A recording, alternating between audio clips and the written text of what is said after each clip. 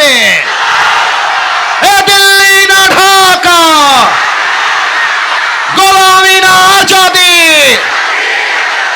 আপোষ না সংগ্রাম, এ ক্ষমতা না জনতা। আমার ভাই কোমরে, এই খুনি কেন বাহিরে? দিয়েছি তো রক্ত, এ রক্তের বন্যায়, এই কথায় কথায় বাংলা চায়। এই বাংলা কি তোর বাপ দাদা? ইনকিলাব ইনকিলাব, এই জিন্দাবাদ জিন্দাবাদ, নারে তাকবীর। স্লোগানের যে সাউন্ড পেয়েছি, আমার মনে হয়েছে আমার সামনে কোনো বিড়ালের বাচ্চা নয়, সব সিংহের বাচ্চাগুলো আমার সামনে এখানে বসে আছে। আল্লাহ তুমি এই স্লোগানকে কবুল করো, পড়েন সবাই আমিন। আমি বলেছিলাম সার্বভৌমত্বের মালিক আল্লাহ, এবং সেই আল্লাহ একটা কিতাব দিয়েছেন, কিতাবটার নাম হলো আল কোরআন। আমি বলেছিলাম বাংলাদেশে যারা বিএনপি করে তারাও মুসলমান, জামাত যারা করে তারাও মুসলমান, আওয়ামী লীগ যারা ছিল তারাও মুসলমান, এনসিপিও মুসলমান। ইভেন বাংলাদেশের ৯১% মানুষ হচ্ছে মুসলমান ঘরের সন্তান। আমি বলেছিলাম যদি আমরা আল্লাহর বান্দা হই, আমাদের কিতাবটা আল কোরআন হয়, তাহলে আগামীর পার্লামেন্ট চলবে মানুষের বানানো আইন দিয়ে নয়, আগামীর পার্লামেন্ট চলবে ব্রিটিশ কোনো আইন দিয়ে নয়, আগামীর পার্লামেন্ট চলবে গণতান্ত্রিক আইন দিয়ে নয়, আরে আগামীর পার্লামেন্ট চলবে আল্লাহর কোরআনের সংবিধান দিয়ে। আমার চুয়াডাঙ্গার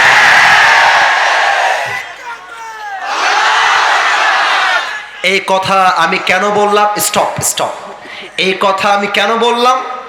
উনি ডান পাশ থেকে আমাকে কাউন্টার দিয়ে বলেন, হুজুর রাজনৈতিক বক্তব্য দেওয়া যাবে না। আপনারা আমার ভূমিকা দেখেছেন, আমি স্পষ্ট ভাষায় বলেছি বাংলাদেশ চলবে আল কোরআন দিয়ে। এটা কোনো রাজনৈতিক বক্তব্য নয়, এটা 18 কোটি মানুষের কলিজার দাবি। আগামীর বাংলাদেশ চলবে আল্লাহর কোরআন দিয়ে। আমার চুয়াডাঙ্গার ভাই, এবং লাস্ট পর্যন্ত উনি আমাদের সামনে ক্ষমা চাইতে বাধ্য হয়েছেন। অতএব যারা বলবেন রব আমার আল্লাহ, খালি আল্লাহ আমার রব বললেই হবে না, এই জমিনটা যেহেতু আল্লাহর, আইন চলবে আল্লাহর আইন, মানুষের বানানো আইন নয়। এবার আমার দিকে তাকান তো, এইটা আমার মুখে কি ধরে ফেলেছে? আমাকে দাড়িতে একটু সম্মানের ব্যাপার আছে এখানে। হ্যাঁ, আমাকে দাড়িতে কি আনস্মার্ট লাগতেছে? আমার ভাইজানের দাড়ি আছে, আমার আব্বাজানের আছে, আমার আব্বাজানেরও আছে। আমি বলতে বাধ্য হচ্ছি, কিছু মেয়েদের দাড়িওয়ালা দেখলে গায়ের মধ্যে চুলকানি শুরু হয়ে যায়। আমি অবাক হয়ে যাই, একটা ছেলে বিয়ের জন্য পাত্রী দেখতে গেছে মেয়ের বাড়িতে। না বলা যাবে না, রাগ করবে না, না থাক। এখন বিয়ের জন্য কথাবার্তা মোটামুটি ফাইনাল, মেয়ে রাজি, মেয়ের বাবা মা সবাই রাজি। এখন যুবকটা যখন বাড়ি থেকে বের হয়ে যাবে, মেয়েটা পেছন থেকে ডাক দিয়ে বলছে, ভাইয়া একটু কথা বলা যাবে? এই মেয়ের এরকম ঢং করে না? দেখবা বয়স হয়েছে 35 বা 30 বা 25, এমন একটা ভাব মনে হবে যে ভাজা মাছটা উল্টায় খাইতে পারে না। খালি বিয়ে করে ঘরে তুলবা, দেখবা রাজরানী নয় কালনাগিনী বিয়ে করে বাড়িতে নিয়ে আসছে। তো যুবকটা বলছে, আরে यार सब कुछ तो ठीक ठाक ही था लेकिन अचानक क्या हो गया? ব্যাপার কি? সবই তো ঠিকঠাক ছিল। এখন যুবকটা সাইডে আসছে না, আমি হাসির জন্য বলছি না, একটু পরে বুঝবেন আমি কেনই কথা বলতেছি। তো মেয়েটা বলতেছে, আমি আপনার সঙ্গে আলাদা কথা বলবো, এখানে কেউ থাকা যাবে না। তো যুবকটা বলছে, যেহেতু আমি ইসলামী শরীয়তকে মানি, আমি আপনার সঙ্গে আলাদা কোনো রুমে যেতে পারবো না, বাট সাইডে যেতে পারি, আমার আব্বা আম্মা ওই পাশে থাকবে। মেয়েটা বলছে ওকে, দ্যাটস ফাইন, চলবে, সমস্যা নাই। তো এবং মেয়েটা এবং ছেলেটা দেওয়ালের কাছে আসছে।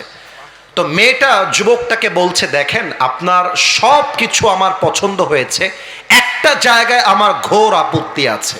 যুবকটা বলছে, কি প্রবলেম আমাকে বলেন, আমি সলিউশন দিব। মেয়েটা বলতেছে, দেখেন আপনার মুখের যে দাড়িটা আছে, আমাকে বিয়ে করতে চাইলে এটা ক্লিন শেভ করে ফেলতে হবে। এটা তো মুসলমানদের নাউজুবিল্লাহ হইতে পারে না, জোরে বলেন নাউজুবিল্লাহ মিয়া। যুবকের মাইন্ড স্ট্রাইক করছে, আরে আজীব কথা, এটা আমার নবীর সুন্নতের দাড়ি।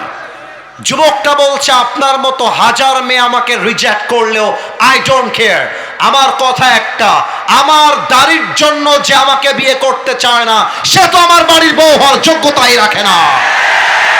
আরে যেই মেয়ে আমাকে দাড়ির জন্য বিয়ে করতে চায়, সেই তো আমার বাড়ির বউ হওয়ার যোগ্যতা রাখে। মান নাবিয়্যুকা তারিফু হাযার রাজুল, তুমি কি এই ব্যক্তিকে চেনো?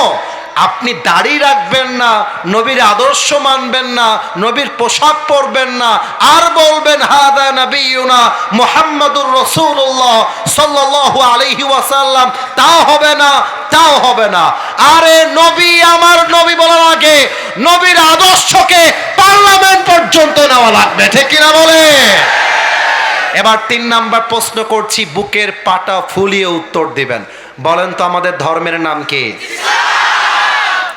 এতটা আসতে চাইনি, আরো জোরে চেয়েছি। আমাদের ধর্মের, ইসলামকে ধর্ম হিসেবে পেয়ে আমরা খুশি না বেজা?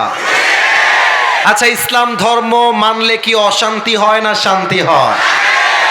ওসমান হাদিকে যারা খুন করে পালিয়ে গিয়েছে, ইসলামের আইন দিয়ে আইন পাশ করেন, ওকে যারা মাথায় গুলি করেছে, ওদেরকেও ঢাকার জাতীয় মসজিদ বাইতুল মুকাররমের সামনে মাথায় গুলি করে হত্যার রায় পাশ করতে হবে। এটাই আল্লাহ কোরআনের সংবিধান।